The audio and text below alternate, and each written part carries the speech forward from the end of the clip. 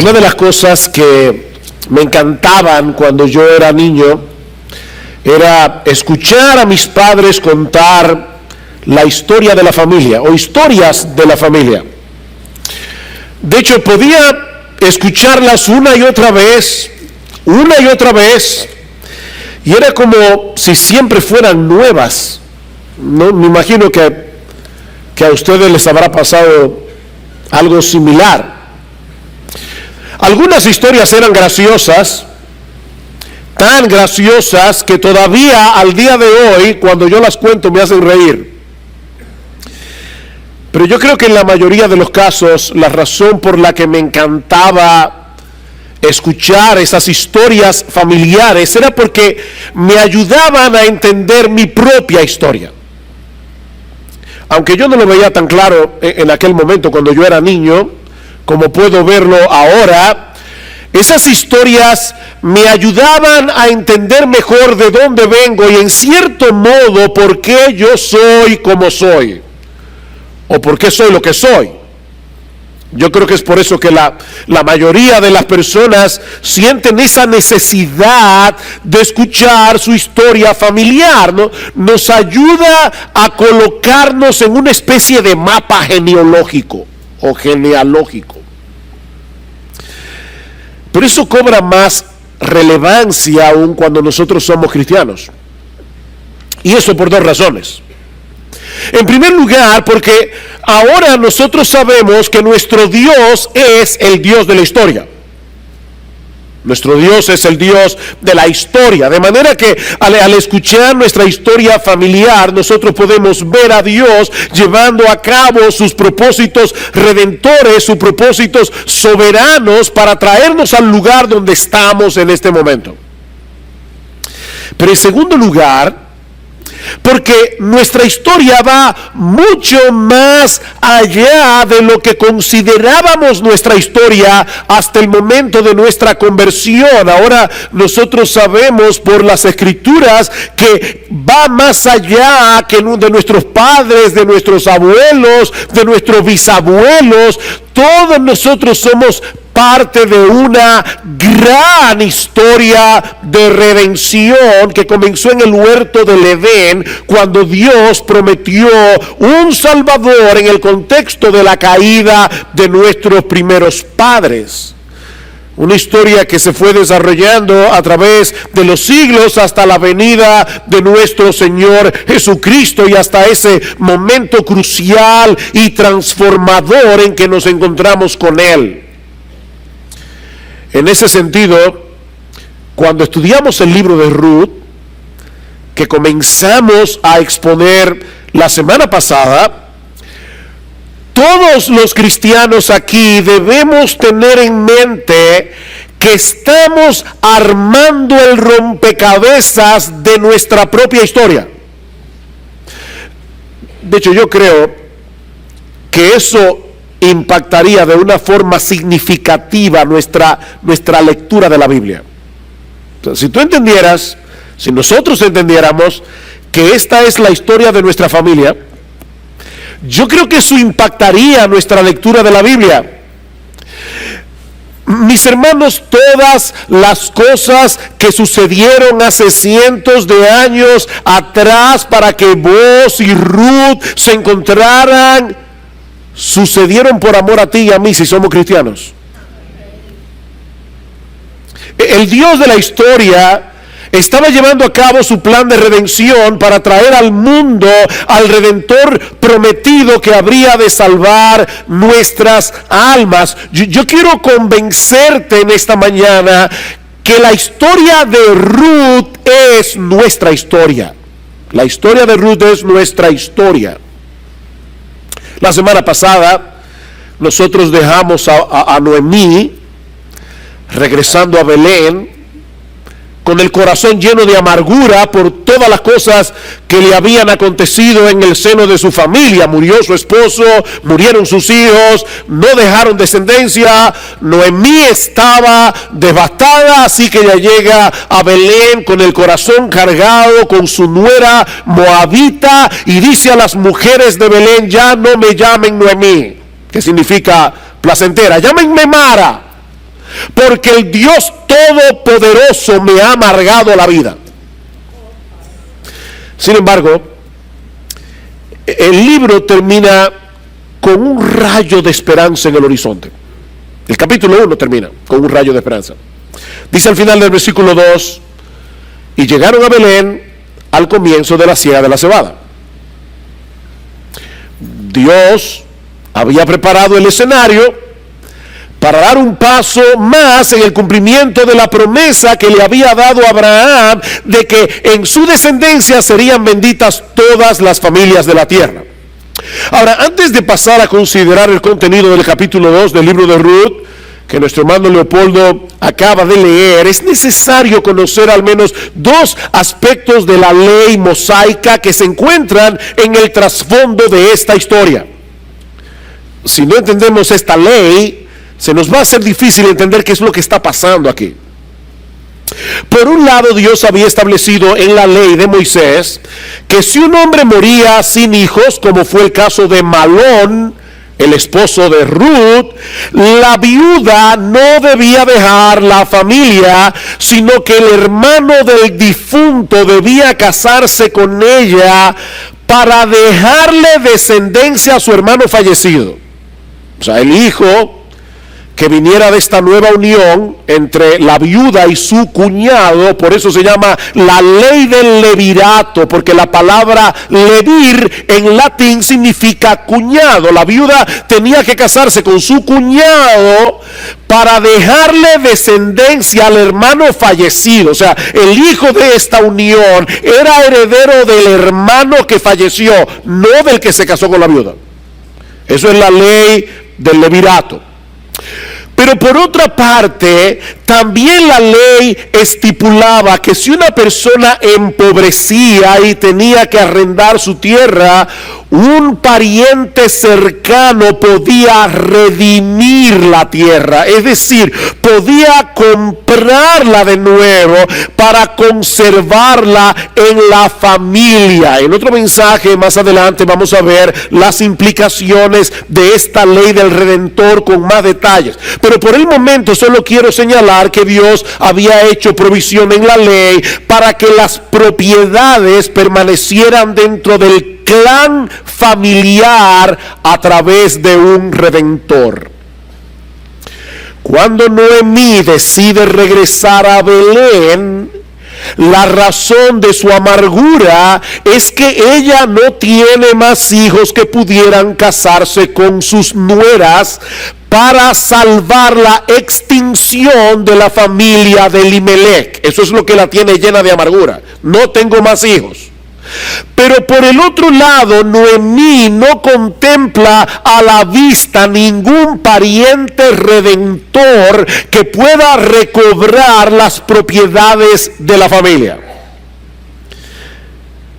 Así dejamos a Noemí en el capítulo 1. Pero ahora nos vamos a enterar que Noemí está equivocada, como suele suceder con todas las personas que están llenas de amargura. Noemí está equivocada. Justo al inicio de la siega de la cebada, habría de ocurrir un encuentro providencial que no solo iba a cambiar radicalmente la vida de Ruth y de Noemí, sino que iba a cambiar la historia del mundo. Un encuentro providencial. Capítulo 2, versículo 1. Y tenía Noemí un pariente de su marido, un hombre de mucha riqueza de la familia de Elimelech, el cual se llamaba Booz. No sé si notaron que el autor de la historia te dice dos veces que Booz era familia de Elimelech, era del clan de Elimelech, y por si lo pasaste por alto te lo vuelve a repetir en el versículo 3. Booz era de la familia de Elimelech, pero nos dice también que era un hombre de mucha riqueza, y la palabra hebrea que aparece allí se traduce en otro lugar como valeroso o poderoso. Es por eso que la Nueva Versión Internacional traduce esta frase diciendo que Booz era un hombre rico e influyente de la familia de Elimelech. Ahora, no olviden, mis hermanos y amigos que están aquí en esta mañana, que Ruth no había leído el libro de Ruth. De manera que en este punto de la historia, tú y yo sabemos algo que en ese momento Ruth no sabía. El autor es genial, como él va armando la trama aquí. Él ya nos dice algo que Ruth no sabía en ese momento de la historia. Estas dos viudas están solas en Belén, necesitaban alimento. De hecho, vamos a ver más adelante que Elimelech le había dejado de herencia una propiedad a Noemí, pero al no haber varones en la familia, no había quien labrara la tierra, así que alguien tenía que salir a buscar alimento. Y aquí viene el versículo 2. Y Ruth, la moabita, dijo a Noemí: te ruego que me dejes ir al campo a recoger espigas en pos de aquel a cuyos ojos halle gracia.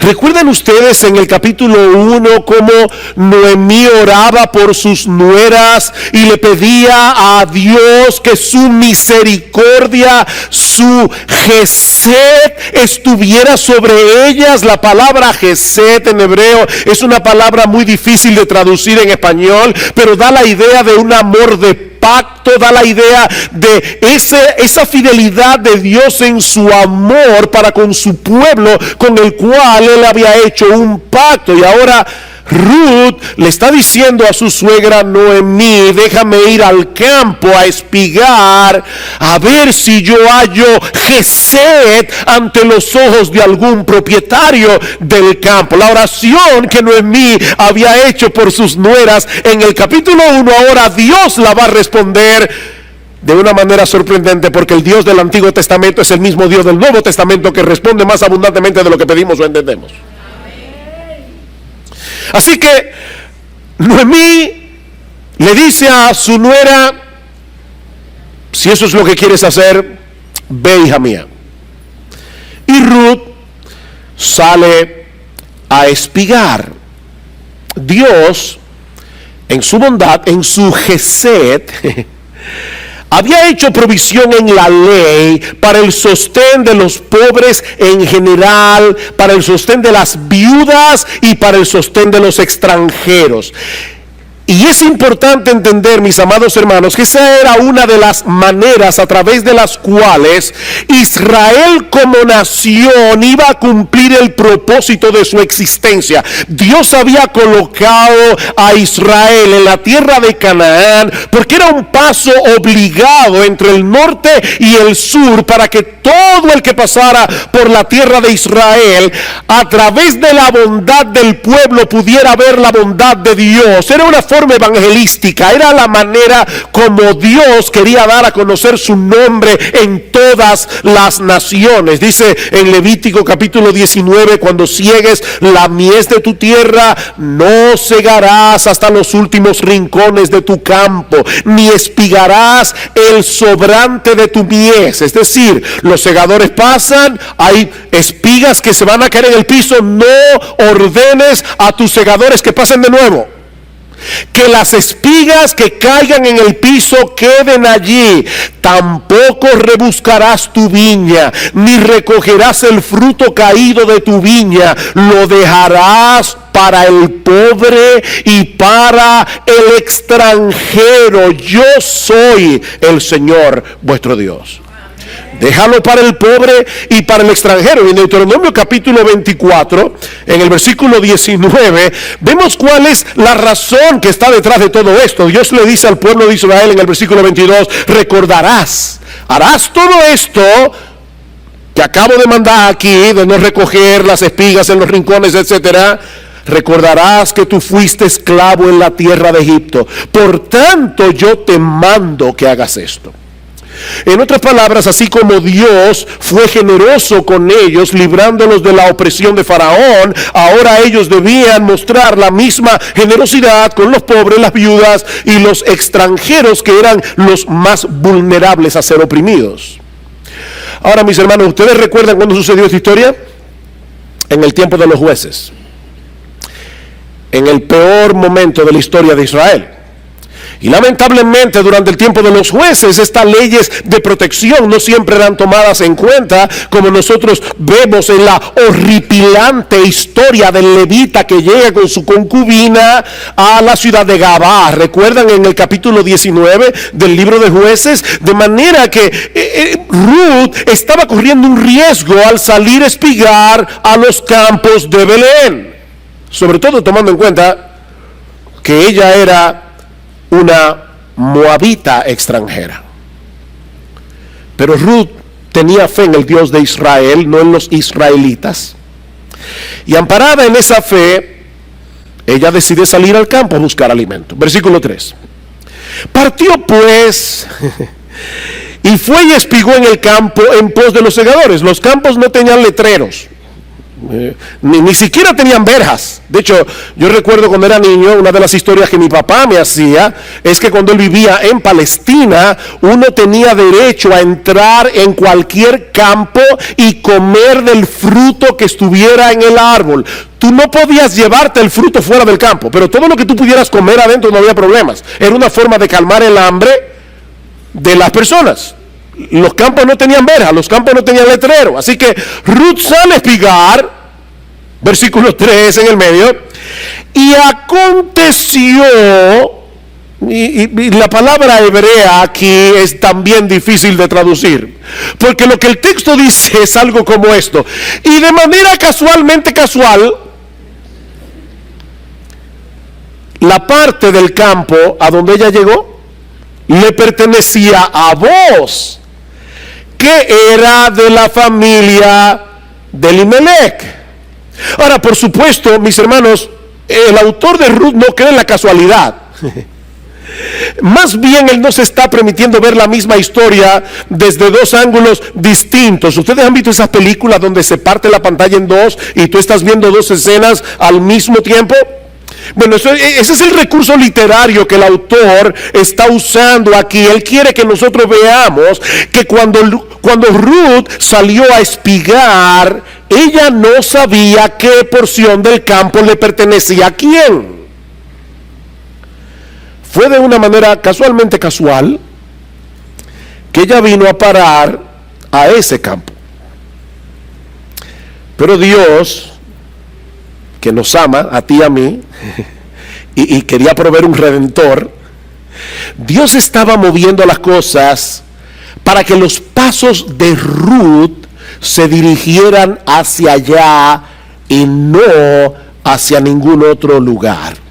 Y noten cómo comienza el versículo 4. Y he aquí, y otra vez en hebreo, esto es una expresión de sorpresa. Eso es una exclamación. Ruth sale a buscar alimento y casualmente llega al campo que le pertenece a Booz. ¡Oh, sorpresa! Y he aquí que en ese mismo día, a esa misma hora, en ese mismo momento, a Booz se le ocurrió ir a supervisar la parte del campo donde estaba espigando Ruth. ¿Cuántas casualidades? Dice, Booz llega allí y dice a los segadores: el Señor sea con vosotros. Era un hombre piadoso.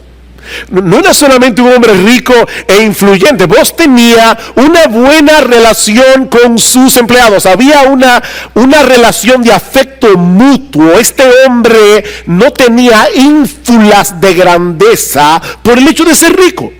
Llega allí, pide una bendición por los segadores, y oigan cómo ellos le responden: que el Señor te bendiga. ¿Qué relación? Él los bendice, ellos también a él. Pero entonces, versículo 5, Booz se fija en Ruth. Entonces Booz dijo a su siervo que estaba a cargo de los segadores: ¿Y de quién es esta joven? ¿de quién es esta joven? Mis hermanos, pensemos por un momento en todo lo que tuvo que pasar para que hubiera este encuentro entre Booz y Ruth y para que luego Booz pusiera sus ojos en ella. Ya nosotros conocemos la forma tan rara, tan extraordinaria en que Ruth vino a parar a Belén. Ya lo vimos la semana pasada. Pero pensemos por un momento en Booz. Porque cuando nosotros hurgamos en la historia de este hombre, nos enteramos que su madre era una ramera de Jericó, que en el momento de la conquista de la ciudad había depositado su fe en el Dios de Israel y había sido asimilada en la comunidad del pacto. Allí Rahab la ramera se casa con uno de los jefes principales de la tribu de Judá, llamado Salmón. Las dos tienen un hijo que se llama Booz, el cual nace en Belén. ¿Se dan cuenta, mis hermanos, a Dios moviendo todos estos hilos de la historia? Estas dos vidas se fueron desarrollando separadas la una de la otra hasta ese día en que Ruth fue a espigar al campo de Booz, que por cierto, a pesar de ser todavía un hombre maduro, todavía está disponible. O sea, fíjense, aquí estamos hablando de que no sabemos si Booz se había quedado sin casar, no sabemos si era que había enviudado, pero el hombre estaba disponible. Así que Ruth, casual, llega al campo de Booz. Booz, de una manera casual, llega al campo en el momento en que Ruth estaba espigando, y por alguna razón que el autor no señala, los ojos de Booz se fijan en Ruth. Y yo sé que algunos aquí, ¿verdad?, ya con una mente romántica deben estar pensando, eso fue que Booz quedó flechado con la hermosura de Ruth. Y por supuesto ya se imaginan a Booz como una especie como de George Clooney, que cuando Ruth lo vio, su corazón comenzó a palpitar. Ok, quítense a Hollywood de la cabeza, porque yo creo que más adelante vamos a ver que Booz estaba interesado en Ruth, pero yo creo que en este momento de verdad ese romanticismo puede hacernos perder algunas cosas más importantes en la historia. Cuando Booz pregunta, ¿y quién es esta joven? Y puede ser que sencillamente se fijó en ella porque nunca antes la había visto. No quiero matar el romanticismo, pero tal vez simplemente fue que nunca antes la había visto allí en su campo. Así que él pregunta, ¿y ella quién es? Respuesta, versículo 6.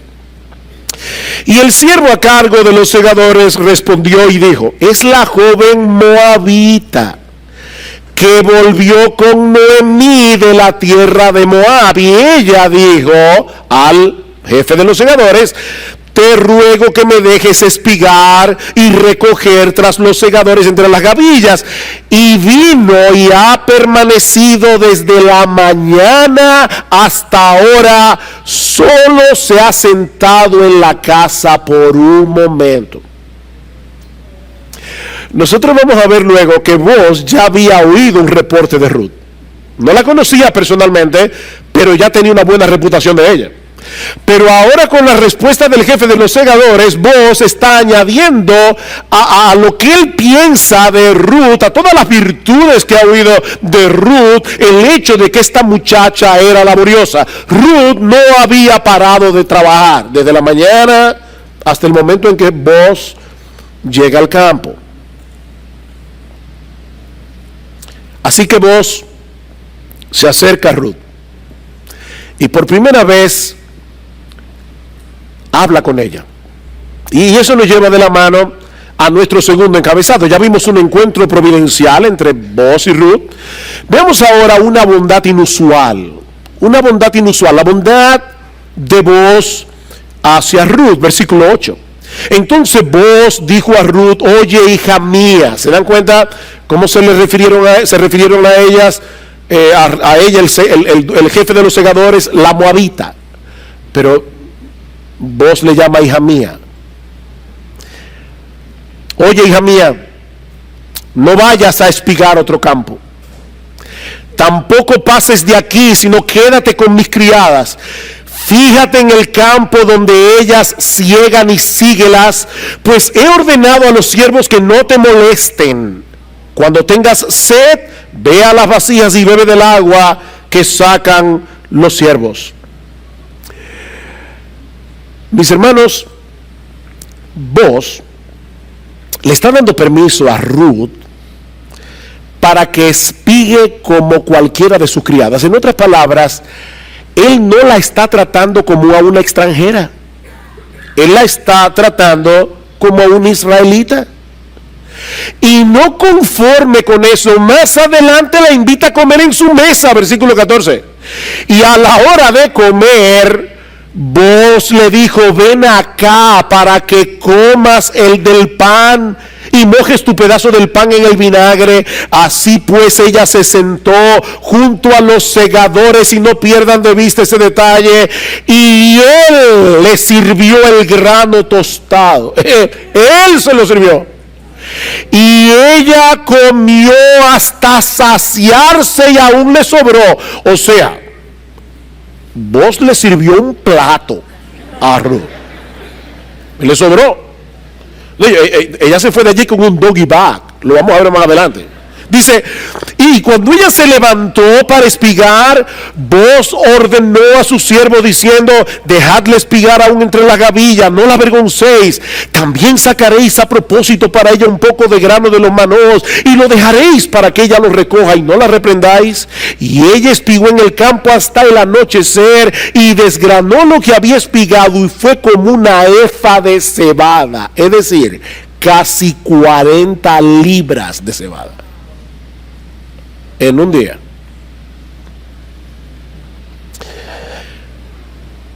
Eso habla mucho de la diligencia de Ruth, pero también de la bondad de Booz. Y ahora los románticos me van a preguntar: ¿y ahora, pastor? No podemos decir que este hombre está flechado. O sea, miren todo lo que él hace por ella. Le pide que se quede en su campo, él se lo pidió. Se asegura de que no sea maltratada, de que nadie la avergüence. La invita a comer en su mesa y le da una provisión súper abundante. Puede ser que el autor quiera que nosotros leamos entre líneas que algo está pasando aquí en el corazón de Booz. Sin embargo, antes de ver la respuesta de Booz, de por qué él está tratando a Ruth de esa manera, veamos la pregunta de Ruth en el versículo 10. Ella bajó su rostro, se postró en tierra y le dijo: ¿por qué he hallado gesed? ¿Por qué he hallado gracia ante tus ojos para que te fijes en mí siendo extranjera? Ruth está preguntando aquí lo que el lector del libro se pregunta cuando lee acerca de la bondad de Booz. ¿Por qué Booz está siendo tan bondadoso con ella? Era viuda, era pobre, era extranjera. Ruth estaba en la parte más abajo de la escala social. Eso es lo que nos está diciendo el autor. Así que Ruth está muy consciente de que ella no tenía ningún derecho. Tal vez cuando ella salió de la casa esa mañana en busca de alimento, ella sabía que se estaba exponiendo a ser maltratada, a ser avergonzada por el hecho de ser una moabita. Por eso ella reacciona con asombro y reacciona con gratitud y humildad ante la bondad de Booz. ¿Saben por qué? Porque ella sabe que no lo merece. Ella sabe que no lo merece. De hecho, más adelante, en el capítulo 13, en el versículo 13, Ruth le dice a Booz que ella ni siquiera estaba a la altura de sus criadas? Miren, mis hermanos, ese espíritu es tan extraño en el día de hoy. Nosotros peleamos tanto por nuestros derechos. Ese espíritu es tan extraño, pero es lo que la gracia está supuesta a hacer en el corazón de una mujer creyente.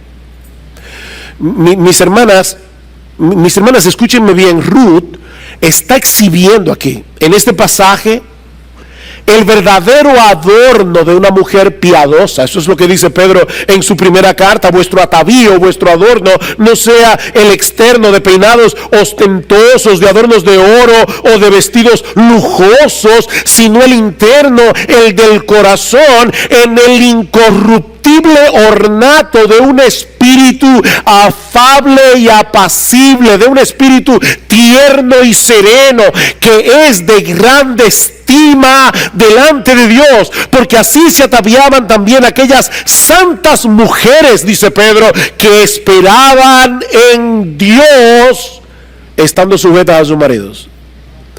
Ustedes se dan cuenta de la conexión aquí. Esperaban en Dios, y porque esperaban en Dios no iban por la vida reclamando sus derechos.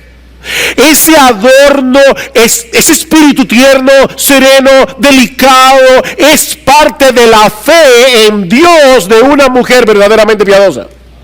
Una cosa es consecuencia de la otra. No todas esas santas mujeres de las que Pedro está hablando aquí tenían el mismo temperamento ni la misma personalidad. Algunas eran introvertidas, otras eran extrovertidas, pero independientemente de la personalidad, lo que Pedro está diciendo es que todas esas santas mujeres exhibían ese adorno incorruptible de un espíritu tierno y sereno, que es de gran estima delante de Dios. Y ahora déjame hacerte una pregunta, y esta pregunta va tanto para los hombres como para las mujeres. ¿Cómo reaccionas ante las muestras de bondad que otros tienen hacia ti? ¿Cómo tú reaccionas?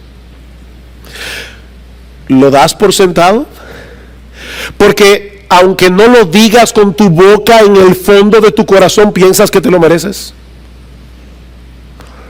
¿O te sientes lleno de gratitud e incluso sorprendido de que alguien te trate con bondad? Mis hermanos, el orgullo y la gratitud están tan separados entre sí como el cielo del infierno. Ruth no podía entender por qué Booz la está tratando con tanta bondad. Y la respuesta de Booz es todavía más sorprendente. Versículo 11. Aquí está la razón. Y Booz le respondió y dijo: todo lo que has hecho por tu suegra después de la muerte de tu esposo me ha sido informado en detalle. Y cómo dejaste a tu padre, a tu madre y tu tierra natal, y viniste a un pueblo que antes no conocías. Que el Señor recompense tu obra y que tu remuneración sea completa de parte del Señor, no de parte mía, de parte del Señor Dios de Israel, bajo cuyas alas has venido a refugiarte. De alguna forma había llegado a oídos de Booz lo que Ruth había hecho por su suegra Noemí, y cómo ella había decidido cortar radicalmente con su pasado religioso para venir a refugiarse bajo las alas del Dios de Israel. De manera, mis hermanos, y aquí está la clave, Booz se veía a sí mismo como un instrumento del Dios que es fiel a su pacto para con una moabita que había venido a refugiarse bajo la sombra de sus alas. Hija mía, tú viniste a refugiarte bajo el Dios de Israel. Yo solamente soy un instrumento de ese Dios para mostrarte su bondad para contigo.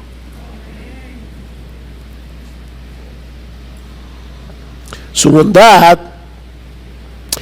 no era más que un reflejo de la bondad de Dios. Y es por eso que Booz le pide a Dios que la recompense por lo que ella había hecho. ¿Quiere esto decir que Ruth se había ganado el favor de Dios por la buena obra que había hecho con su suegra? ¿Por qué se habla aquí de remuneración, de recompensa? ¿Estaba Dios en deuda con Ruth por el bien que ella le había hecho a su suegra Noemí? Por supuesto que no. Como bien señala John Piper, la imagen que se nos presenta aquí no es la de una empleada que a final de mes recibe el pago que se ha ganado por su trabajo, sino la de un aguilucho amenazado que llega a encontrar refugio bajo las alas del águila. El punto no es que Ruth se ha ganado el favor de Dios, sino que Dios ha prometido bendecir a todos los que se refugian en Él, y Él es fiel a su propio nombre. Mis hermanos, Dios ha comprometido su honor en hacerle bien a aquellos que se refugian bajo la sombra de sus alas. Dice el salmista en el Salmo 57: ten misericordia de mí, oh Dios, ten misericordia de mí, porque en ti ha confiado mi alma, y en la sombra de tus alas me ampararé hasta que pasen los quebrantos. La razón por la que el salmista le está pidiendo a Dios que se apiade de él y que tenga misericordia de él es porque él ha venido a refugiarse bajo sus alas. Oh Dios, tú has prometido bendecir no a aquellos que deciden ganarse tu favor haciendo cosas por ti, sino a aquellos que esperan confiados en lo que tú puedes hacer por ellos. Oh Dios, por la gloria de tu nombre, ten misericordia de mí. Por eso dice el salmista en el Salmo 147 que el Señor no se complace en la fuerza del caballo ni en la agilidad del hombre. ¿Saben en quién Dios se complace? En aquellos que esperan en su misericordia. Dios ha comprometido su honor, Dios ha comprometido su nombre en bendecir a aquellos que han venido a refugiarse bajo la sombra de sus alas, y Dios va a cumplir lo que Él ha prometido, porque Él es un Dios fiel. Ruth había sido capaz de dejar el refugio de su casa paterna en Moab. ¿Saben por qué? Porque había encontrado bajo las alas de Dios un refugio infinitamente mejor. Dime tú, mi amigo, ¿en qué tú te estás refugiando que te está impidiendo venir bajo las sombras de esa gran águila? Y vos simplemente se veía a sí mismo no como el gran benefactor. Él se veía a sí mismo como el instrumento usado por Dios para mostrarle a Ruth lo que hace el Dios de Israel con aquellos que se refugian en Él. Pero la bondad de Booz no solamente impactó a Ruth, y eso nos lleva a nuestro tercer y último encabezado: la teología de Noemí refinada. La teología de Noemí refinada. Ya vimos un encuentro providencial, una bondad inusual, y ahora vemos en los versículos finales una teología refinada. Cuando Ruth regresa del campo al caer la noche, ya ustedes se pueden imaginar la tremenda sorpresa que se lleva Noemí. Versículo 18: y lo tomó el efa de cebada y fue a la ciudad. De hecho, Ruth era joven, Yo creo que era hermosa, pero era fuerte. 40 libras de cebada y el doggy bag. Dice, y lo tomó y fue a la ciudad, y su suegra vio lo que había recogido y sacó también lo que le había sobrado después de haberse saciado. Eso fue lo que le sirvió Booz en el plato. Y se lo dio a Noemí. Y entonces Noemí, por favor, lean la historia con imaginación. ¿Ok? Bueno, no fue que Noemí le dijo, oye, ¿dónde fue que tú espigaste hoy? No. Entonces su suegra le dijo, ¿dónde espigaste? ¿Y dónde trabajaste? Y bendito sea aquel que se fijó en ti. Y ella informó a su suegra con quién había trabajado y dijo, el hombre con el que trabajé hoy se llama Booz. Y Noemí dijo a su nuera, sea él bendito del Señor. Y permítanme aquí traducir un poco más literal el texto. Sea él bendito del Señor, quien no ha rehusado su bondad, ni a los vivos, ni a los muertos. ¿Quién es el que no ha rehusado su bondad? Booz, oh Dios. Mis hermanos, en el texto hebreo nosotros vemos que Noemí está hablando de Dios. Su teología ha comenzado a refinarse aquí. Sea el bendito del Señor, quien no ha rehusado su bondad, ni a los vivos ni a los muertos. Oh, le dijo también Noemí, el hombre es nuestro pariente, es uno de nuestros parientes más cercanos. Él puede redimirnos. Eso es lo que Noemí le está diciendo. Ella está celebrando aquí la bondad de Dios, que se ha manifestado a través de la bondad de Booz. Pero también está celebrando el hecho de que Dios guiara a Ruth precisamente a espigar al campo cuyo dueño podía ser el redentor de la familia. Por eso alguien ha dicho que repentinamente Noemí parece haber cambiado de humor, de actitud y de doctrina. Repentinamente. Noemí había estado bien clara desde el principio en cuanto a la soberanía de Dios. Eso lo vimos el domingo pasado. Lo que ella había perdido de vista era su bondad. De hecho, la última vez que escuchamos a Noemí en el libro, ella está manifestando su amargura a las mujeres de Belén por la forma como Dios la había tratado. Y aun cuando Ruth le pide permiso para salir al campo a espigar, ella simplemente le dice, ve, hija mía. Ninguna palabra de bendición para su nuera. Noemí ni siquiera le pidió a Dios que la protegiera. Ve, hija mía. Pero cuando llegamos al versículo 19, todo ha cambiado. Todo ha cambiado. Noemí ha pasado de la desesperación a la esperanza. Noemí ha pasado de la queja a la gratitud. Ella está comenzando a ver lo que antes no veía, que ese Dios soberano que posee un control absoluto sobre todas las cosas que nos acontecen también es bueno, también es tierno, también es compasivo y misericordioso. De tal manera que podemos seguir confiando en Él en medio de sus providencias más oscuras.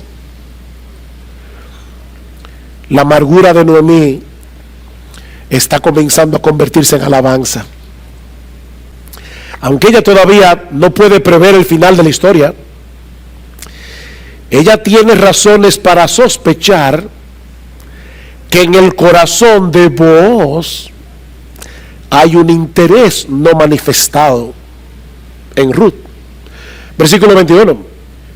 Entonces Ruth la moabita dijo, además, él me dijo, debes estar cerca de mis siervos hasta que hayan terminado toda mi cosecha. Quédate aquí, hija mía.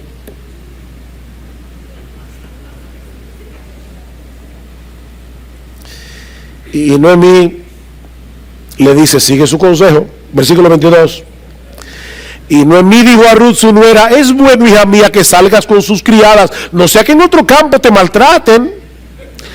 Y ella se quedó cerca de las criadas de Booz, espigando hasta que se acabó la cosecha de cebada y de trigo, que duraba 3 meses. 3 meses. Yo sospecho que Noemí tenía la esperanza de que en esos meses, yendo todos los días al campo, Booz le dijera algo. Y de hecho, permítanme especular un poco, pero ya me imagino todos los días: ¿y cómo te fue hoy, hija mía? Todos los días. Y Ruth le decía: estaba espigando y esto fue lo que traje. ¿Te encontraste con Booz? ¿Te dijo algo? No. No, él me sigue tratando bien. Pero termina la cosecha de cebada y de trigo y todo sigue igual. De manera que el autor del libro concluye toda esta sección en el capítulo 2 con las palabras finales del versículo 22: y vivía con su suegra. Vivía con su suegra. Se acabó la siega, nada pasó. Y Ruth sigue en casa de su suegra, Noemí. Por supuesto, Noemí no estaba dispuesta a quedarse de brazos cruzados, esperando pacientemente que pase lo que tenga que pasar. No, ella comenzó a tramar un plan. Pero eso lo veremos el domingo que viene. Por ahora, solo quiero dejar 2 cosas en vuestras mentes antes de concluir. La primera, mis hermanos, y yo sé que esta historia es simpática, nos hace reír, pero aquí hay algo muy importante teológicamente. Mis hermanos, esta historia nos enseña la enorme importancia de estar apercibidos todo el tiempo de la bondad inmerecida de Dios en nuestras vidas. Fue por perder de vista la bondad de Dios que Noemí se llenó de amargura. Pero fue al percibir la bondad de Dios a través de este encuentro providencial entre Ruth y Booz que su amargura se convirtió en esperanza. De hecho, nosotros podemos llegar más lejos y decir que fue por la bondad de Dios que Booz fue bondadoso. Y fue por esa misma bondad que Ruth reaccionó con gratitud. Nuestra teología es defectuosa y aún blasfema cuando divorciamos la soberanía de Dios del amor de Dios. Cuando divorciamos la soberanía de Dios de la compasión de Dios, de la ternura de Dios, de la bondad de Dios. Es por eso, mis hermanos, que Satanás hará todo lo que esté a su alcance para que perdamos de vista la realidad de que nuestro Dios es bueno y de que para siempre es su misericordia. Ese es uno de los ataques más fieros del diablo contra su pueblo: hacerles perder de vista la bondad de Dios. Así ha sido desde el huerto del Edén, con que Dios os ha dicho: no comáis de ningún árbol. ¿Y sabes cómo el diablo hace eso? Por un lado, llevándonos a creer que somos merecedores de cosas que no merecemos.